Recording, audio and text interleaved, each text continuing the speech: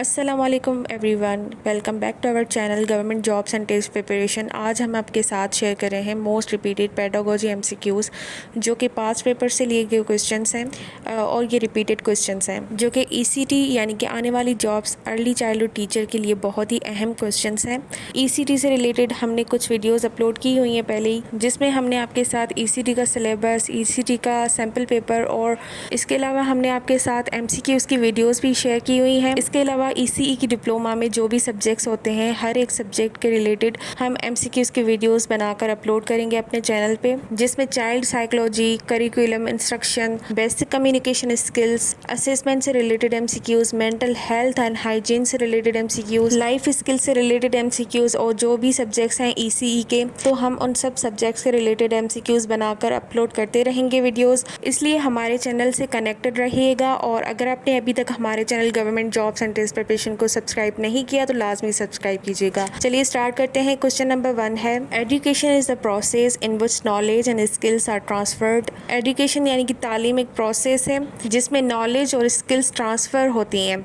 Option C में देखिए, from a few person to the next generation, यानी कि एजुकेशन जो है एक प्रोसेस है जिसमें कुछ लोगों से नेक्स्ट जनरेशन तक नॉलेज और स्किल्स ट्रांसफ़र होती हैं। So option C will be the right answer. Question number 2, a prior knowledge is knowledge that is known independently of. So basically priori knowledge एक नॉलेज का किस्म है, एक टाइप है नॉलेज का, जिसमें एक पर्सन के पास सिर्फ और सिर्फ फैक्ट्स हो नॉलेज के, यानी कि वो सिर्फ फैक्ट्स जानता हो, बाकी उसके पास कोई एविडेंस ना हो एक्सपीरियंस से रिलेटेड, बस उसके सोच में ये नॉलेज हो। So here is option C is right answer. Question number 3 है, the philosopher who for the first time mentioned the importance of play sports in education was. नीचे दिए गए ऑप्शंस में से कौन सा फिलोसोफर है जिसने स्पोर्ट्स की इंपॉर्टेंस मेंशन की थी एजुकेशन में, तो वो था Aristotle. Option C will be the right answer. Question number 4 है, the idea of practical learning means education should apply to the. It means कि प्रैक्टिकल लर्निंग का आइडिया जो है उसमें एजुकेशन का इतलाक नीचे दिए गए ऑप्शंस में से कौन सा होना चाहिए। सबसे पहले जान लेते हैं कि प्रैक्टिकल लर्निंग होती क्या है। प्रैक्टिकल लर्निंग मीन्स अमली सीखने का तरीका होता है ये, जो कि एक्सपीरियंस से, जो कि वर्किंग से सीखा जाता है। इसके अलावा प्रैक्टिकल लर्निंग से मुराद है वो सीखना जो कि मुकम्मल हो, यानी कि जिसमें सर, दिल और हाथ हम आहंगी से काम करते हैं, और ये उस वक्त होता है जबकि लर्नर जो है यानी कि सीखने वाले जो है हकीकी दुनिया यानी कि रियल वर्ल्ड के चैलेंजेस का एक्सपीरियंस करते हैं।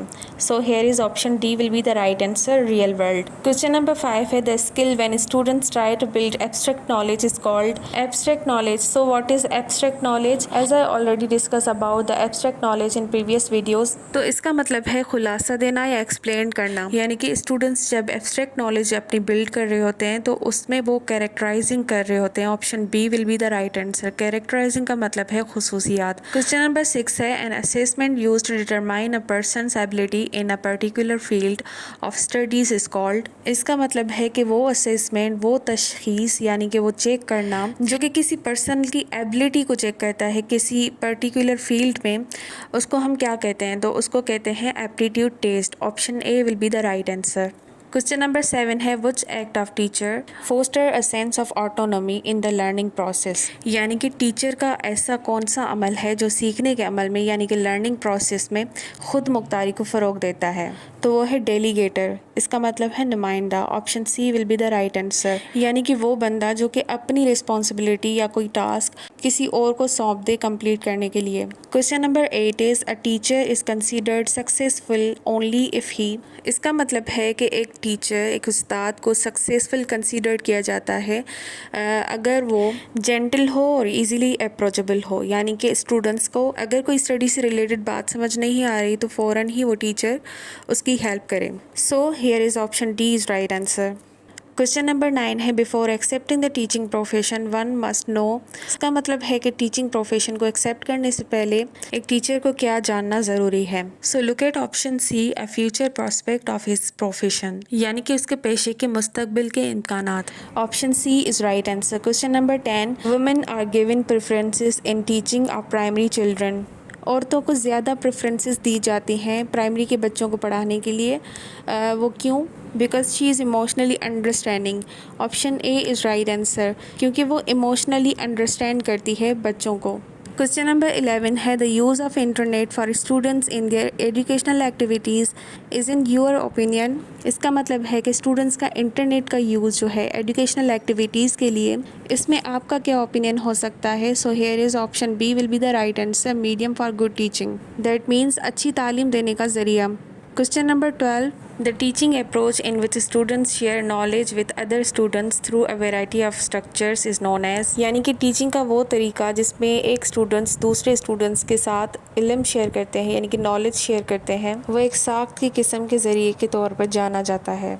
तो उसको हम क्या कहते हैं, that is called cooperative learning model. Option C will be the right answer. Question number 13 है when students are asked to leave the classroom to observe the event organisms and object in their natural surroundings, the teacher is actually using strategy to teach them. यानी कि जब students से कहा जाता है कि वो वाक़यात के जानदारों या अशिया का मुशाहिदा करें, यानी कि उनके सराउंडिंग्स जो भी चीज़ें हैं, जो भी कुछ है, उनका मुशाहिदा करें, उनको ऑब्ज़र्व करें। और इसके लिए टीचर अगर स्टूडेंट्स से कहे कि क्लास छोड़ दें, वो यानी कि बाहर निकल के चीज़ों को ऑब्ज़र्व करें, और टीचर जो है वो कुदरती माहौल यानी कि नेचुरल सराउंडिंग में उनको सिखाने की कोशिश कर रहा है। ये जो स्ट्रेटजी है टीचर की, वो हम उसको क्या कहते हैं, जो टीचर इस्तेमाल कर रहा है, तो उसको हम कहते हैं field observation. Option A will be the right answer. Question number 14 traditionally the cards with a question, problem और fact on one side and the answer or related fact on the other side are called। इसका मतलब है कि traditionally cards होते हैं जिसमें पहली side यानी कि फर्स्ट साइड में क्वेश्चन, प्रॉब्लम या कोई फैक्ट दिया होता है, और उस कार्ड के अदर साइड यानी कि पीछे वाली साइड में आंसर होता है या तो आंसर से रिलेटेड फैक्ट होता है।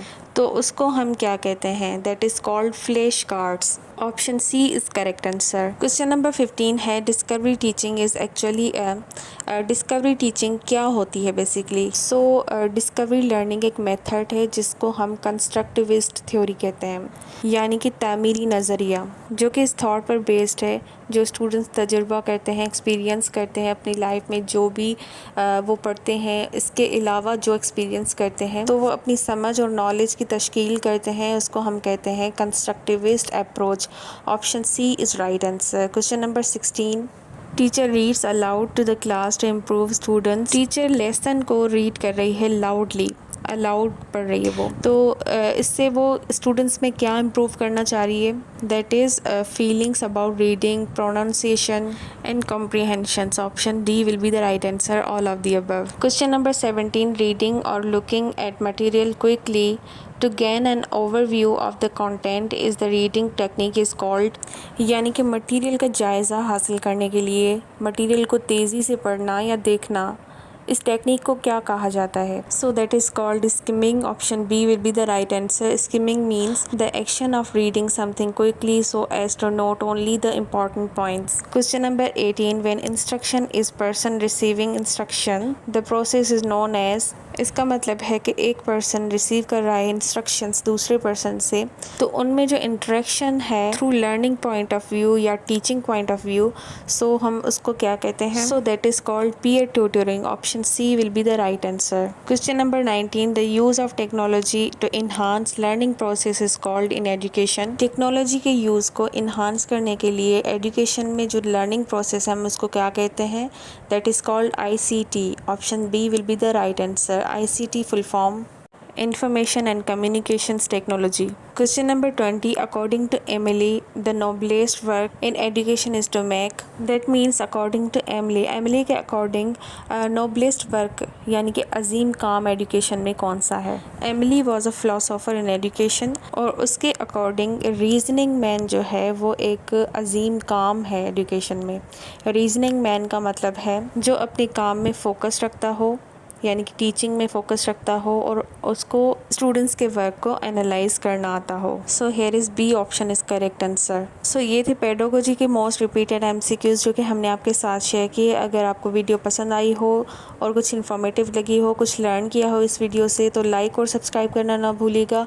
हमारे channel government jobs and test preparation को लाजमी सब्सक्राइब कीजिएगा, प्लस में शेयर कीजिएगा इस वीडियो को। हम इसी तरह से ECT से रिलेटेड मज़ीद वीडियोज़ अपलोड करते रहेंगे। So stay connected to our channel. For that click the bell icon. मिलते हैं नेक्स्ट वीडियो में, तब तक के लिए अल्लाह हाफिज़।